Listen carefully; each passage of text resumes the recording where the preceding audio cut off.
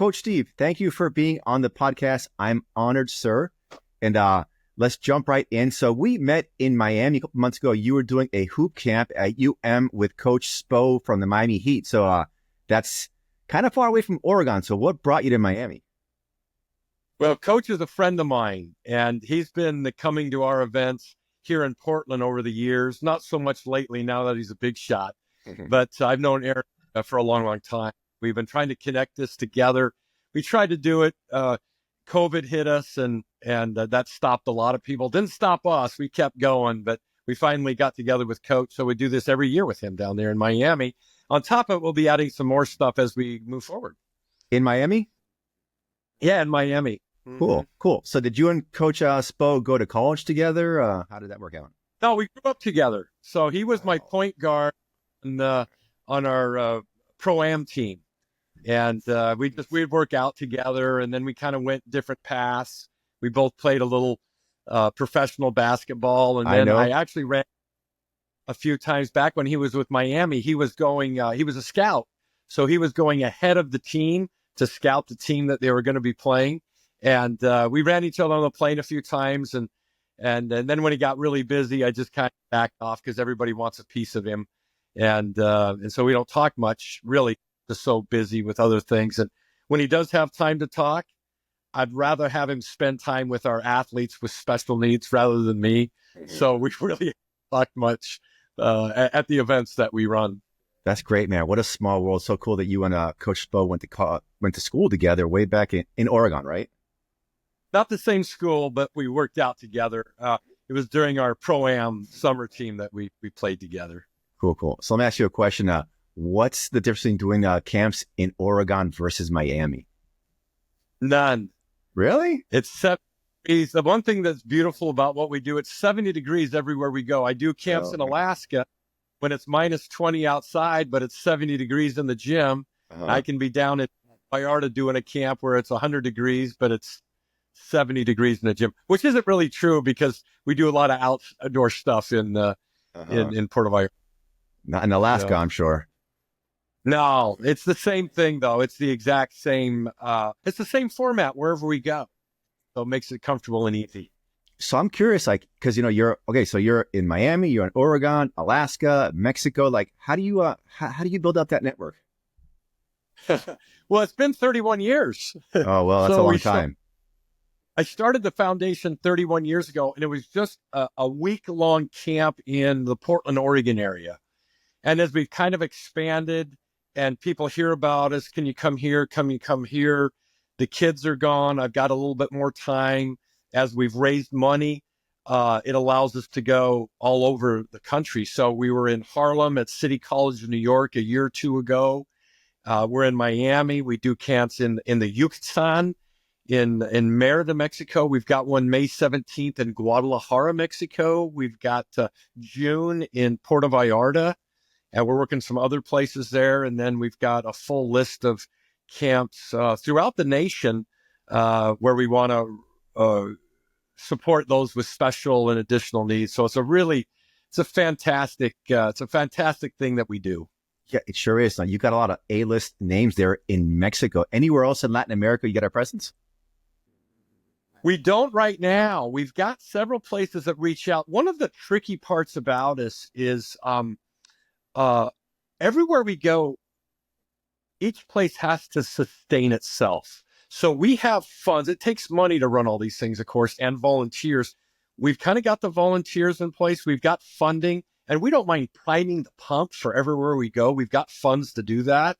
And so if anyone that's watching this broadcast that wants to know more about it and say, would love you to bring this to Ohio or Michigan or Tennessee or Peru, Guatemala, I'm working on something in Tibet, and the pieces of movement is significant in Tibet, and the costs are outrageous. So I always have to kind of weigh the cost benefit on it. Everywhere we go, we need to make sure we have enough volunteers, that we have community support, facility support, and then the financial piece usually works itself out as people see what we do. So that's kind of the ingredients for a successful event and our expansion. You mentioned Peru, and probably because we had that conversation, I go down there quite a bit. Now, when you talk about like self-sustaining, what does it cost in a place like Peru or Mexico, because you've already been there, to be self-sustaining? Yeah, well, it's tricky. So first of all, um, the special needs community, maybe years ago, and I could be wrong, but they were kind of a hand-me-down generation. They didn't get the best gym times, if any at all. Um, People didn't quite understand, why do we need to do this? We've got our league going on, and so um, we need to get a facility. And oftentimes that costs money. We have to rent a facility, so we have some costs there. We like to do it the right way. And so a lot of the places that we go, there's some people there that may not have equipment. So we need to bring in baskets sometime. I think last year we donated 15, 20 portable baskets that we brought in. So we need to have that in place. And then, hey, we like to have T-shirts. Yeah, of course. There's a uniform. Yeah. Yeah. I like uniforms. So, I think they're great. yeah. So we have a camp T-shirt. In the United States, unfortunately, those shirts run about $8 to $10 now to have them screened nice. Basketballs, those range from, I don't know, $10 to $15. The ones we get, we donated almost 2,000 basketballs last year. We gave away, I don't know, probably over 1,000 pairs of basketball shoes. Yeah, that's money. And it adds up. Yeah, that adds up. Yeah, and so it runs about $100 per person per year. So it's not a lot. It's not a significant amount.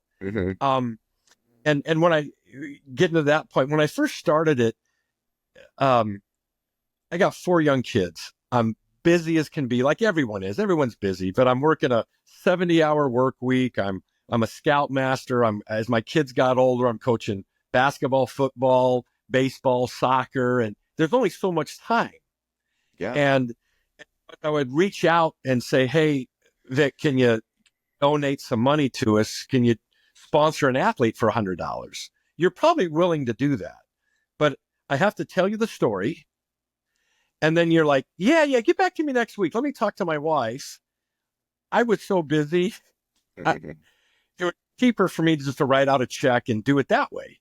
Well, as we've gotten bigger and we'll do 70 events. We did 70 events last year.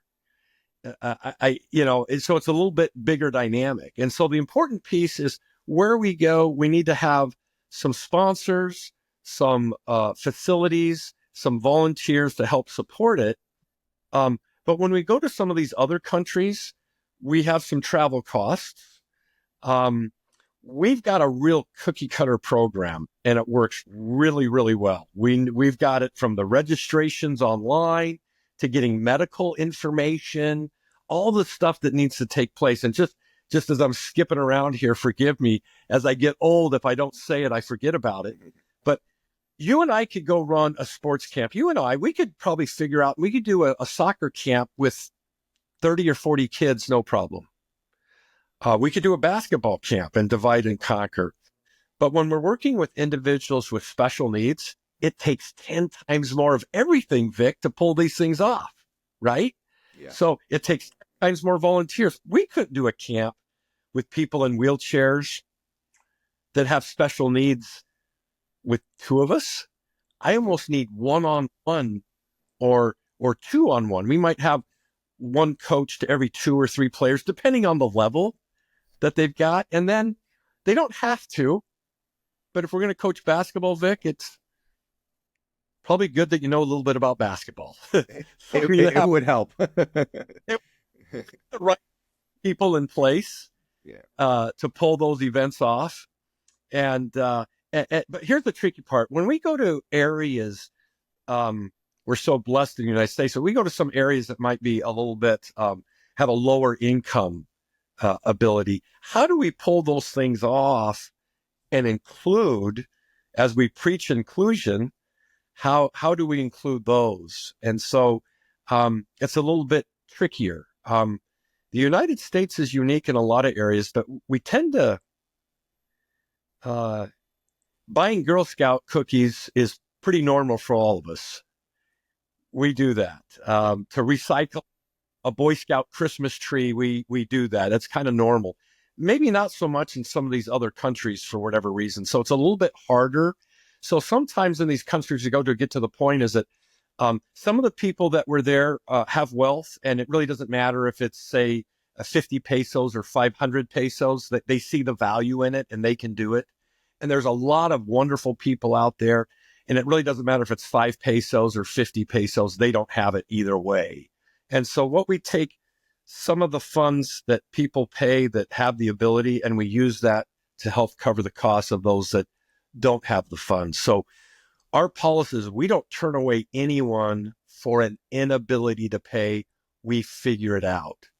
And that's an ongoing process. So from a funding standpoint, we seek grants. There are some employers that match contributions. So if people that work at some of these companies where they'll match a donation, we do that as well. And then the other part, I think the most important part, is that we really feel it's important that people participate in the financial end of our events. Mm-hmm. So we expect our participants to pay whatever they can. We have no formal process. If someone comes to us and says we don't have any money, it's no problem. But I love it when someone brings $4 or $6 or $8 or something like that. Of it is at the end of each event, we give away prizes and trophies and gift bags and things like that. So we want to make it a special event for all of our friends that are able to come. Yeah. I don't know how things are in Mexico, but I can tell you in Peru, direct donations is not really a thing, but the way that they'll raise money down there, it's very common to have what's called a pollada. Pollo is chicken, of course. And somebody will just cook like 100 chicken meals, let's say, sell them for let's say double the cost. And that's a very popular way of raising money in Peru. So I'm just throwing that out there. If you ever come down, to my part of town, that direct donations is not really a thing. You're right about that, at least not in Peru. But the polladas, that's very common. People do it all the time. The whole neighborhood will show up. And I'm just throwing it out there because that might be a way for you to raise funds down in Latin America. Right. Yeah. We want to do all that, and we want to get to a lot of places. We're lucky. I have a phenomenal infrastructure of very experienced and qualified coaches, and they travel with us. And so we do have some travel costs, but it helps us tremendously. Like when we go to certain places, like, for example, we're going down to Mexico in Puerto Vallarta, and we huge outreach. We'll have a tournament and a whole bunch of things there, and it'll be for those with and without special needs. I am bringing a host of high school and college basketball players that come down that will help coach while they're down there. We have a resort called Vidanta down there that's a wonderful supporter of us, where it's a very nice resort, but they give us a real discounted rate. So it's good for them. They're not losing money. But I also want to respect the time of those that help volunteer. And I want to make it a good experience for them, because there is a thing of donor fatigue and volunteer fatigue. Sure. It's like, man, all these do is, Vic, what do you got for me? Can you help me on Saturday? How about that? Yeah. And we get that.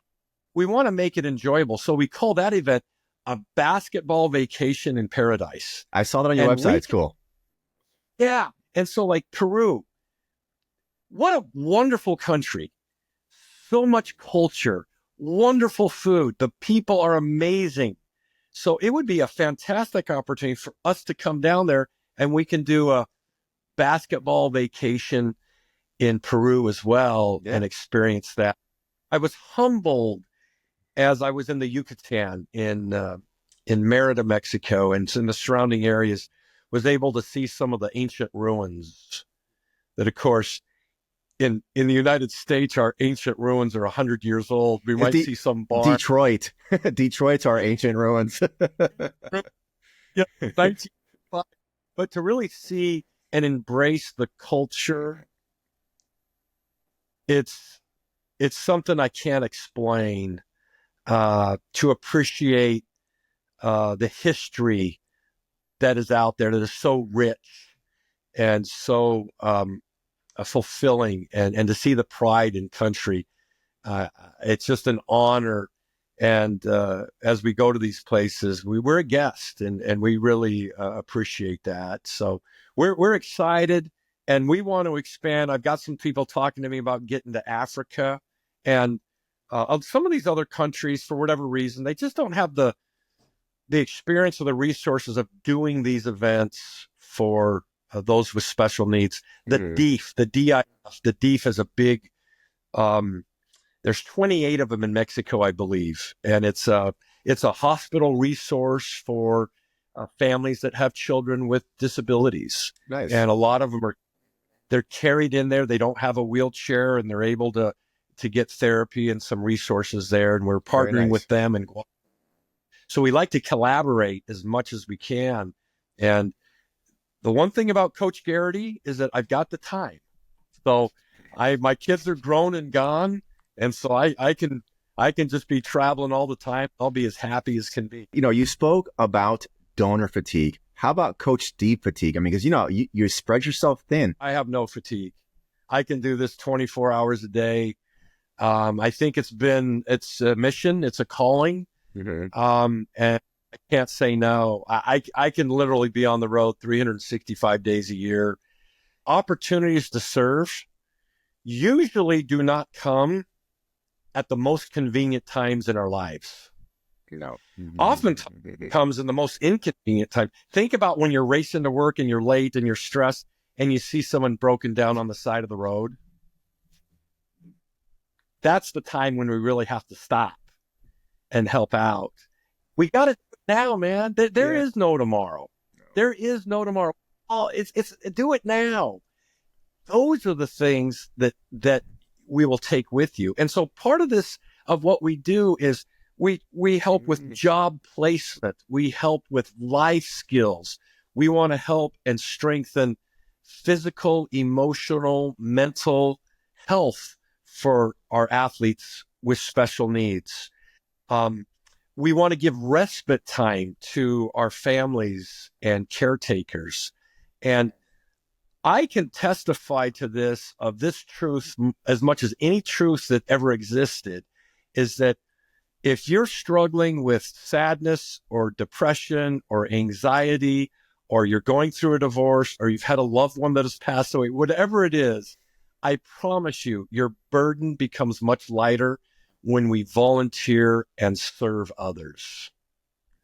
And those are the things that we're going to take with us. Those are the things that count up, regardless of where it is. And so I just hope in this message, as we're talking about it, and I know we got a lot of people that do a lot of great things, but just to it's easy to get out of that habit of helping and serving, and hope it'll inspire someone to go, yeah, you're right. I need to do it now. Do it now. Yeah. Coach, you talk about life skills. Now, down in South Florida, there's quite a few life skills training places. Like Dan Marino's got a big center. He's got an autistic child.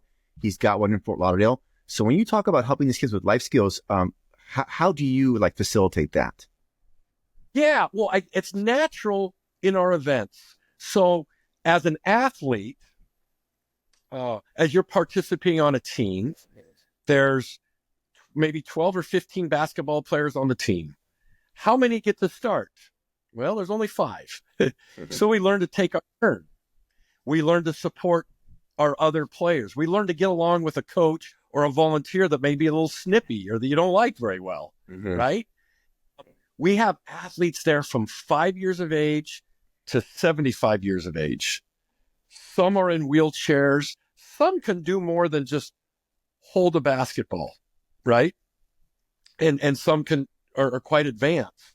And so through those life skills, we learn through sports the same things that you and I did about being accountable and being responsible, learning to share, learning to deal with referees, following rules and guidelines, which can be very difficult for those that have special needs and have cognitive impairments, that it's really difficult for them to be able to understand. And it just takes a lot more experience and a lot more opportunities to do that. Prior to this, you played overseas. You tried to the Trailblazers. What was your someday moment? You're like, okay, I've got to dedicate my life to doing this. Well, it happened slowly. It happened little by little. Like I think anything great, it doesn't happen overnight. We live in a a get rich quick world and I want it all now. And we know that's not, I've got a great way to get you rich, and it's get an education and work hard for a lot of years. And hopefully in 30 years, you've saved enough money to do that. It happens little by little. And as I got more and more involved, you have more opportunity. And as my time became more valuable, or I had more of it available, I should say, it was just a natural fit. So it's a challenge to do that. I think one of our biggest challenges is getting the right people. I tell everyone the best part about our foundation is we're volunteers. And the worst part about our foundation is we're volunteers. And you might, if we run out of potato salad, we'll just eat potato chips, and you may find yourself eating soup with a fork. It all works out.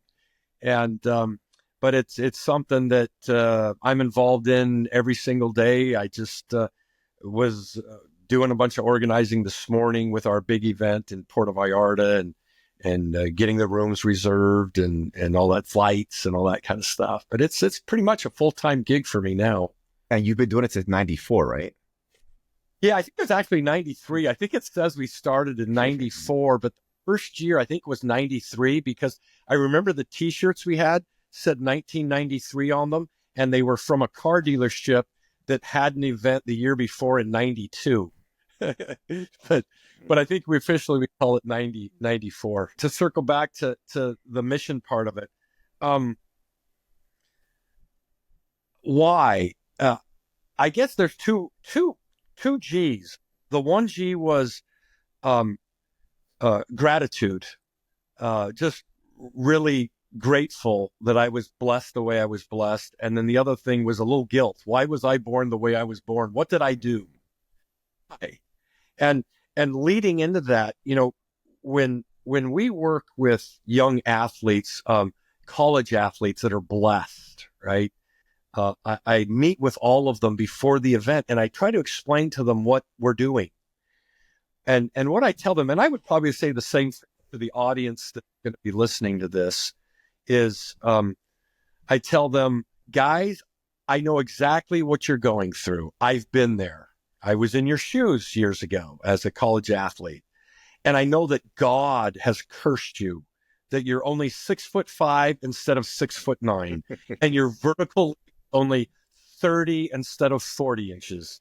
And your thumb hurts really, really bad, or your ankle is really a challenge. And no question, the coach is an idiot. You should be starting and you're not.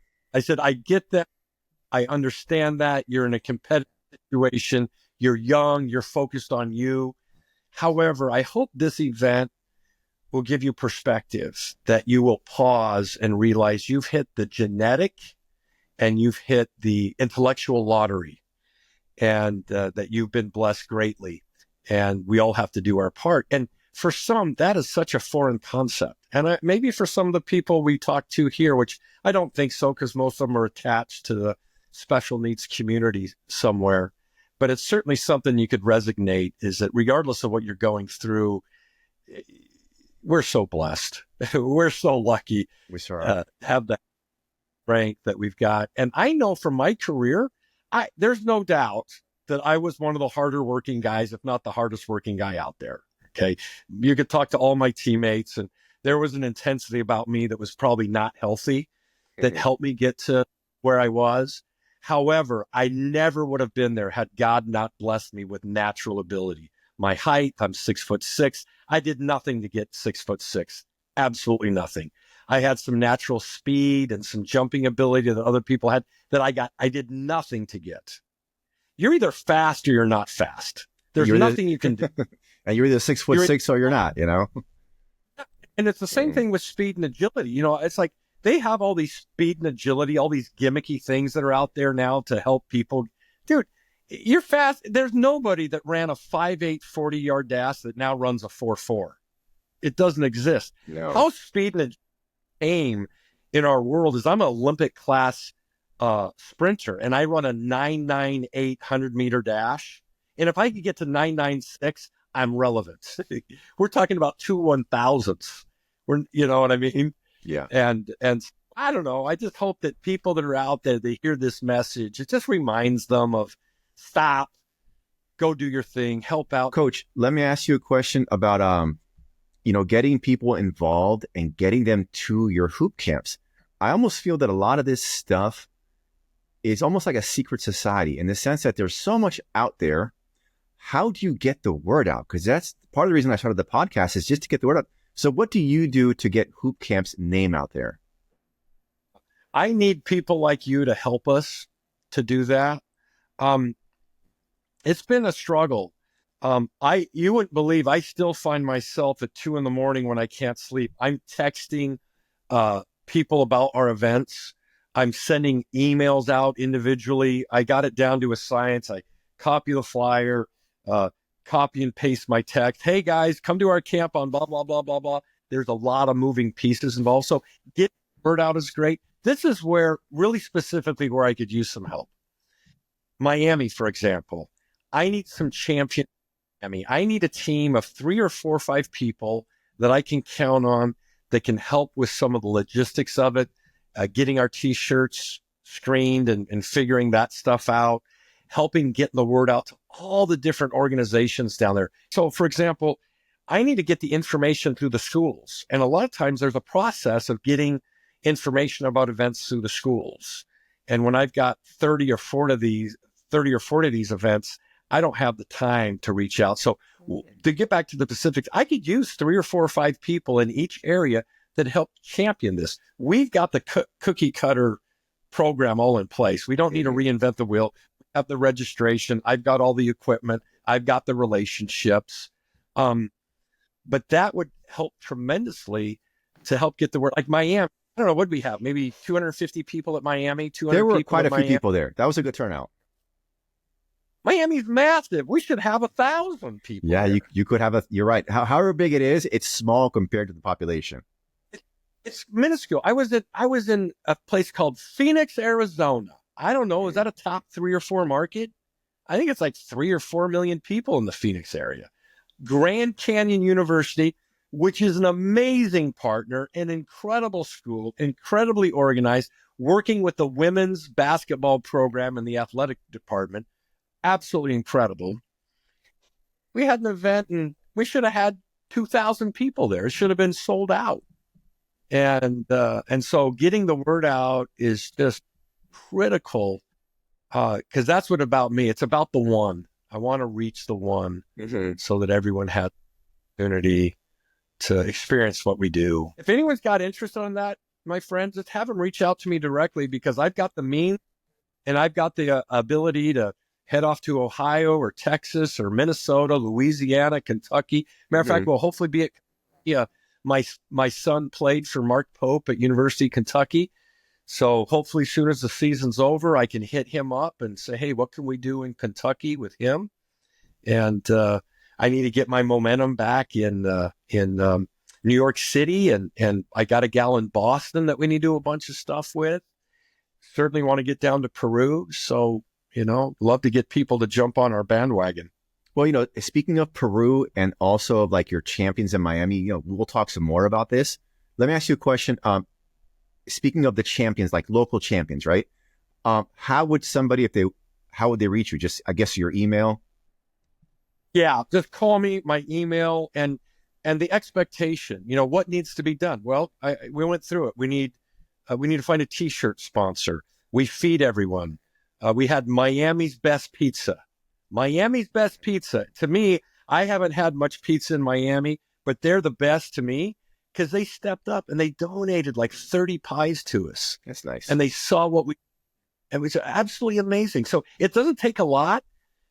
Many hands make light work. And I'm embarrassed sometimes to reach out to families that have children with special needs because they're already stretched pretty thin. They're the champion already at their school, or there might be the champion with another organization or kinds of things. And so if we can it makes it so easy. So, facility, we need to find a facility to do it. We need a date to do it.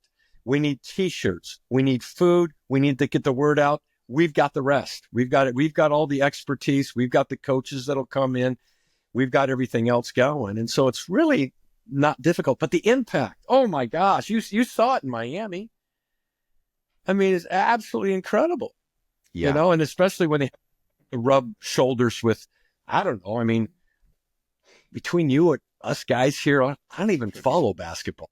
I'm too busy, but Coach, I'll be the most famous basketball coach in the world. I mean, one of the top 5 or 10. He's got to be top 5 at least, because Miami Heat, I mean, doesn't get any bigger than that. No, and he's a great guy. He's stinking handsome as can be. He's smart. He's kind, and I think he was impressed the way we ran it, and I think he was proud to put his name. I asked him, "What can I do for you? I'm indebted to you," and he said something to the fact of, and his assistants that help, just keep putting on a quality program like you're doing, and we'll be there. So we want to keep doing that. Now the facility, that's, I mean, it's a big facility. You could easily put 1,000 kids in there, or 1,000 just total, right? No problem. In there for sure. I'll give you an example of some of the formats that we want to combine with. A lot of the college programs out there, they have a summer camp, 3 or 4 weeks of basketball events for different ages, different abilities. We just want to add our 3-hour clinic with them. And so in the evening or in the morning or in the afternoon, the day after, let's do one for those. It's just something you don't think about. Even the coaches out there, I mean, they kind of go through the motions sometimes. I mean, these are bigwig guys. They think they're kind of important, and, they come down and, sprinkle holy water, and then they take off, and, Eric doesn't do that. Eric gets his hands dirty. He's involved. Matter of fact, the year before, we had him take pictures because everybody wanted pictures with him. And that's great. Who wouldn't want that? But you know what he said to me? He said, "Steve, I don't want to do that. I want to get more involved. I want to be out there." And so we had him, we kind of put him in a little box, and I don't think he understood the box completely. Mm-hmm. No, I don't want to do that. I want to be able to bop around. I said, "No, it's easier for you to stay where you're at, and we'll just bring everyone to you as we do our drills and contests." And that was great for him. We did all kinds of shooting things, and we had a bunch of prizes that we gave to him that he could give away. And so some of these guys got headbands and NBA sweatbands that we had purchased, and we gave them to Coach and had Coach give them away. And Nice. That's pretty. It's amazing. Coach Steve, you said that you did 70 events last year. So like in Miami, or just as I'm using Miami as an example because it's where I'm from. But are you looking to do more events in Miami, or or bigger? But how do you do that if you're one person? You can't do 365 camps a year. It's just, you can't do it. I'm 2 people. I'm me and you now. So I've got one guy on my team in Miami, and I know I've got Miami's best pizza in Miami. Yeah. And you got Coach Spo, so you're doing not too bad. And I got him once a year. And so what we'd like to do in Miami is I'd like to partner with one of the college programs there and do a football event. I would like to do a basketball event with one of them. And I'd like to establish, for example, a Monday night drop-in basketball program, or a Tuesday night where whatever night, people can come in from 7 to 8:30. And we have that going on at a couple places now. So that they have, because you and I, I can go I could fly in tomorrow morning, and you and I could go to a club and play tennis. We could go play golf. We could go, play basketball at 24-Hour Fitness or at a local church. We could go do that. We could, but for those with special needs, it's just a lot more. It's just more difficult. So if we can set up a consistent, 6:30 to 7:30 event at a local health club or 24-Hour Fitness or something like that, they can participate in it. I need 5 people on the streets there in Miami to help us pull these events off. Being real specific, I can't remember. I think the Miami event was probably less than $20,000. And that was trophies. That was, we gave away, I don't know, what did we give away? 50 pairs of shoes at the event. We have the facility rental We had T-shirts that, we printed out 300 or 400 T-shirts at, normal cost about $10 each. So it's not a huge budget. If we can get, we had some dentists that gave away some, we always like to give, our thing is we give away dental hygiene kits, toothpaste, floss, and we put those in. And one of the dentists there donated that, or a couple of them donated that stuff. And so it's not a lot. We just need people to do it. If we can get some credit unions and local business to donate $1,200-1,500, get 3 or 4 of those, we're there. We're done. That's not much money. So why the dental hygiene? I'm curious. Well, forgiveness is one. Number one, in our gift bags, I usually give away a tremendous amount of very unhealthy, terrible candy. Okay. But a bigger point is that those with special needs tend to have a lot more dental issues. Okay. Than those without. So we've just made that, and I've done that at every event we do. So I figured there was a tie-in. I just wanted to ask, have you say it. So yeah, there is. Yeah. And you can imagine how difficult it is for me, because I'm trying to do this in Portland, Oregon, Seattle, Washington, San Diego, California, Bozeman, Montana, Missoula, Montana, Pocatello, Idaho, Boise, Idaho, and on and on and on. And even though to make these introductions with these companies and places, it takes 8 or 10 or 12 touches for them to say yes. I got a big event in Reno. Reno's strong for us. We got a great presence in Reno. I reached out to one of the resort casinos down there, and I thought they were going to say yes, because I said I need about 25 nights of lodging. It's nothing. I mean, they got 3,000 rooms, and when we come in, I can host our coaches, and they weren't able to this year. It's nothing. I've got a resort, the South Point. If you ever have a chance to go to the South Point in Las Vegas, they are the best. I reached out to them, so gracious. I gave them the pitch deck, told them what we do. They got it directly to the owner, and he said, absolutely, it would be an honor. I just have to call him up and say, could I get 2 or 3 rooms for these dates and meals? I go there, it's all done. They hand me some buffet coupons, and it goes so smoothly. And if we can just find some of that to help us, it just makes a great event, makes it go a lot smoother, a lot easier for everybody. So that's what we need in Miami. I need that in Ohio. I need that in Mississippi. I need that in different places. I need the right people. Do you have a fixed schedule for Miami? Because obviously, this would be a lot easier logistically for a champion. If you can say, look, Coach Steve will be here this day, and this day, and then they can just block it out on their. Yes and no. For example, you think I dictate Coach Spoelstra's schedule? No, but he probably knows it a year ahead. I mean, he's not like a. Doesn't. Oh, really? No, he does. No, he doesn't. And so I will start talking to them in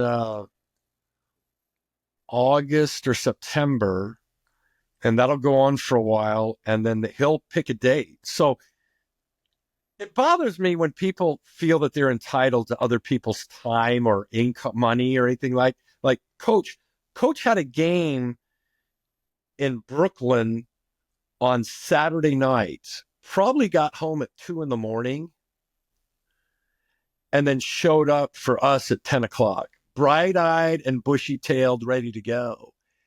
The pressures that he's under of performing and dealing with athletes that have their own brand, that have their own thoughts, that have their own ideas, that have their own egos, very, very difficult to do, and we all want to gravitate to, how much money they make. And, it's not about that to me. And so getting him, so he dictated to me, he said, how about this date? And then what I have to do, I got one date out of 300. I got to call the University of Miami, and I've got to find can I do it that day? So that makes it tricky. Yeah. So what I'd like to do, but you're right. I need a group in Miami of 4, 5, or 6 people that I can sit down and meet with and say, let's pick a date. Great. We're going to do basketball on this date. And then with coach, we know we're going to do coach whenever we do coach, so we know that's a given. And then we're going to do a football event. Well, now we got to connect with the university, and it's not very easy. But you had your event. The event was at UM. Are you not already connected with the sports departments there? No. A bit of a relationship with the women's basketball program because we've done one event with, but it is hard. I've got a champion there that's part of the university's facilities department.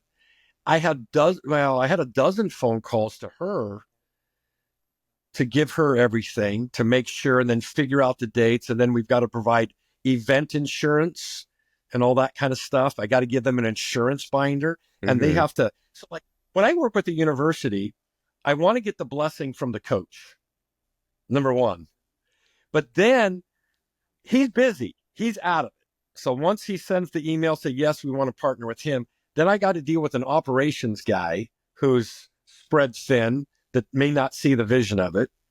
Then I've got to deal with compliance, because compliance on campus is going to ask me, do you have any athletes that are recruitable?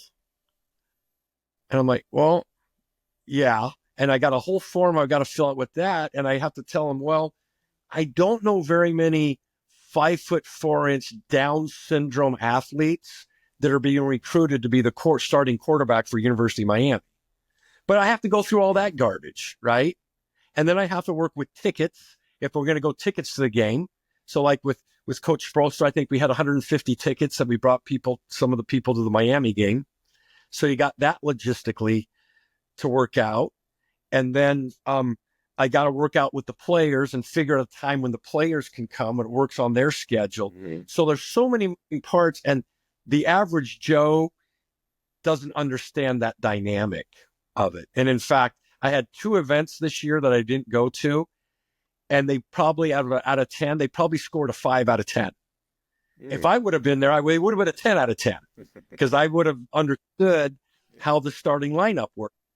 Yeah. So it's a whole different thing. So I need the right people in place but I can have someone help me with t-shirt stuff until I'll give you an example, and I don't want to be mean to anybody, but I want to be open and transparent. What's the name of the facility at the University of Miami? Is it Kayosega?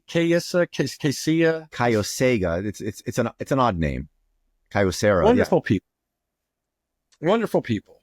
And chatted with them. And I said, I want to explain what we do. We've got this with Coach Spolstra.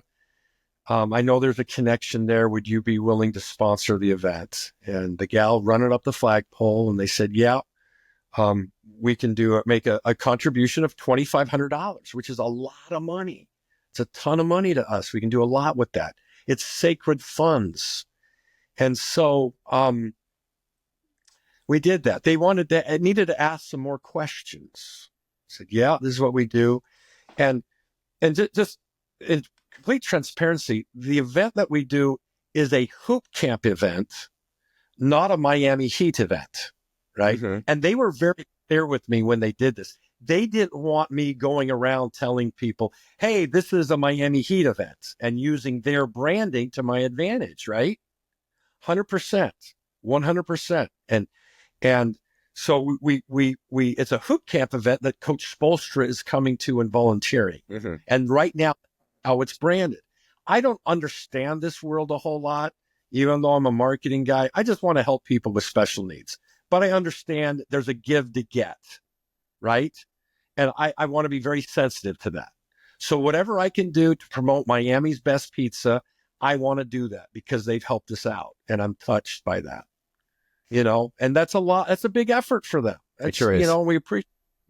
So these guys said, absolutely, $2,500. That's great.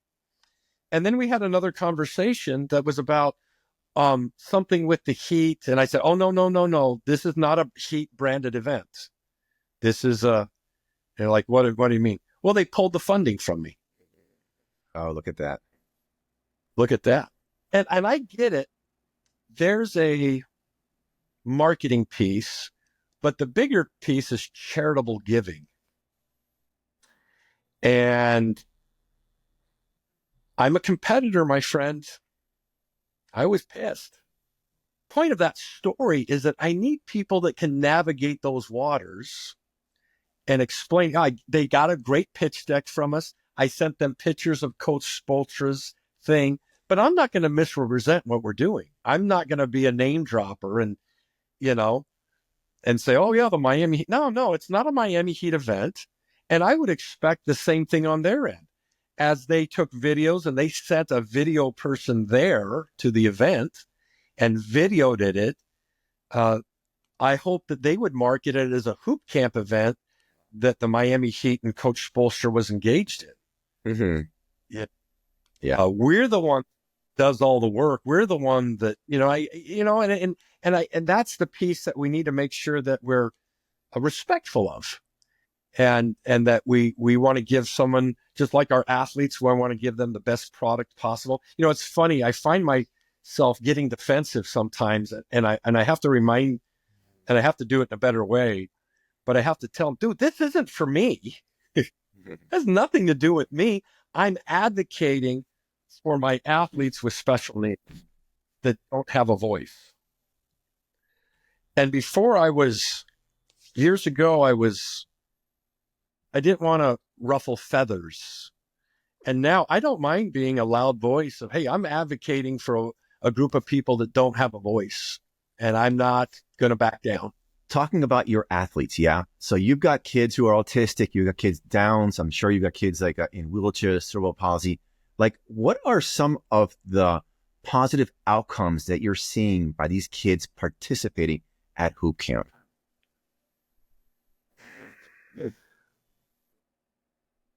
To be selfish, it makes me feel really good. So there's a real selfish reason for it. Mm-hmm. Probably to make up for a bunch of transgressions in years past. Who knows? Let me answer it this way.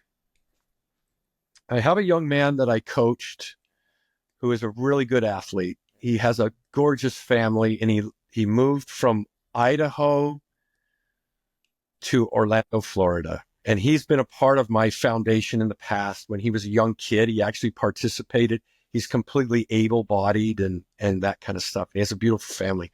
And I called him. His name's Brantley. I said, Brantley, I got this event in Miami. I need you. And he said, I don't know. I'm busy. Brantley, you have 4 wonderful children. You're debating which one is going to be the star star quarterback. You're wondering which one's going to be in the choir, what instrument they're going to play. You're thinking about going skiing with them and teaching them to drive and having grandkids and going to their weddings. And I said, my families, for the most part, have had to adjust the dreams for their children. New advancements are look very different for them. And I didn't have to go into detail with him, but he said, I'll be there, no problem. But it's different. Parents hoping their kid can be potty trained at 10 years old, not have to wear a pull-up at night. They know most of their children are never going to get married. They're never going to be on the varsity team in a real meaningful, in a way. They're not going to be independent. They're very independent. They're not going to have a job. So it means a lot to the parents, and I get wonderful feedback from parents that are so thankful. Their kids look forward to this every year. It's the highlight of their year. And so I think the benefit is there. And then I think for the Brantleys of the world and those, it gives them perspective and reminds them I need to do this on a regular basis. So that's the message. And that's what we're about. If you come to Miami once or twice a year, I'm wondering, in order to get, to grow the event and keep these kids coming back, how do you do like community building or community cohesion? Like, how do you, you have a WhatsApp group of how do you keep kids locally in Miami, let's say, or families talking amongst each other and then facilitating, to a bigger and bigger event. That's great. Sounds like you're one of my volunteers that wants to take that. That's a great question. I would definitely be one of your champions. That's a given. But what do you do to keep the community together? Yes. Thank you. Figure that out for us. You know what? If you have a local champion, it wouldn't be that, because at the event, I would just have people give their phone numbers, start a WhatsApp group, and have meetups like once a month or something. Yeah. So we have a CRM. We have a customer records management system that's fantastic. So I've got everybody in there. So when a new event comes, I email it out to everyone. Reaching out to the schools is a great way to do it. But you can imagine there's 5 trillion great events. The schools is not our marketing arm. But usually in the special needs world, I can find a champion in there that will do it. They all have kind of policies and procedures that they're supposed to follow about the type of events and vet them. And, I get it. And some are more interested in doing that than others. If you have no interest in sports at all, it's probably not going to resonate with you as much. But we got that piece. So we're building that as we go. The website's the best place to go because all the information is there. Okay. What we do, why we do it, how we do it, who's involved in it. Okay. I've got a Latin America director who lives in Utah. He's also in charge of Utah. He's a great basketball player, similar background to mine, fluent in Spanish, dynamic, phenomenal. I got a guy in Idaho that runs that for me, and other places. And I think there in Miami, because I would really like to speak to Miami. We would like to do a football event there and probably 3 basketball events there. 1 with Coach Spoelstra, 2 independently. I use the Boys and Girls Club in Reno, and I also use Reno High School, so we need to find a venue. I think I've got a really strong relationship with the University of Miami, and we could use that facility. But we know there's other parts of Miami that might be easier. So we might do one on the south side and one on the north side or something like that. I got to get to Orlando. If I'm in Miami, I need to drive 3 hours north and visit our brothers and sisters up there and do one there while we're there. Speaking of all these sports events, you know that Messi, they've got a pro soccer team down in Miami. Have you considered, obviously Miami soccer is like a natural. Have you considered that? Yeah, no, I have. And in fact, I'll tell you, one of the formats I got is let me explain. We have these camps and clinics, but we have another, what's called a game event. It's called the Hurricane Basketball Game of Recognition and Inclusion. And at the beginning of the game, there's a video of either me or you or the coach saying, "Welcome. Today is the Hurricane Basketball Game of Recognition and Inclusion." At today's game, athletes with special and additional needs will be participating in the starting lineup, timeout activities, and a thrilling halftime game. Please cheer them on. That's on the video screen. And we have 5 players that go hand in hand with the starting lineup out on the floor. Starting for the Miami Hurricanes, Jarrell Johnson, and from Hoop.Camp, Jimmy Smith. And they go out hand in hand together. What a touching experience. I got that from the soccer guys. And there's learning, there's educating to do. I've got some of the colleges that we work with say, "Yeah, it doesn't really work for us. Could they just stand off onto the side?" And I'm like, no, it's not about being on the sideline. If Messi and Ronaldo and all those other guys can walk hand in hand with a young soccer fan, certainly Miami can walk out hand in hand or push one of our athletes in a wheelchair and interrupt their starting lineup for 20 seconds. That's the message that's there. Parents, like I had this guy at UNLV, right? Oh, I love UNLV. The Rebels are amazing. I wish they were doing better this year. Got this beautiful young man, probably 6 or 8 years old. Unfortunately, his legs don't work. And it was easier for his father to carry him than it was to use the wheelchair. He was in my starting lineup, coach. What an experience for me to hold that guy in my arms and hand it to this big, massive UNLV basketball player, and he carried him out on the floor. Thousands of fans went wild for this kid as they wait. As how more intimate can you get? What more, like the Savior having the children sit upon his knee, and they're precious children in his eyes, and to be able to see an athlete with such talent and to be able to do that. Oh my gosh, 10 seconds. I mean, who cares? That's the story. You see, I get passionate, I get excited about it. Yeah. And that's the story I need to tell. It's a difficult story to tell. I know people can't tell it like I do. But I get fired up, and I have unlimited energy when it comes to this stuff. 24 hours a day. I don't need to sleep. I can just do this all the time. I just can't do Miami, and I can't do Orlando, and I can't do Tampa. I can't make all the phone calls. I can't send out all the emails. So let's get some champions. Yeah. And let's we're doing 10 or 15 events. We should be able to do it with the Dolphins and others. And I know people have got connections. I know, like, one of the guys down there in Miami, he knows the guys at Earth, Wind and Fire and the Pitbull guy. And I'm about as uncool and unconnected as can be. But they said, we should get these guys there. I'm really hesitant. I haven't asked Eric for any extra help that way, or his people, because I want to be respectful of the relationship. But it's about these athletes. So let's do it. I'm 100%. I'm ready. Absolutely. Let's do Miami. Well, Coach, we're coming up on an hour, so I want to ask you one last question. You've got unlimited passion, unlimited energy.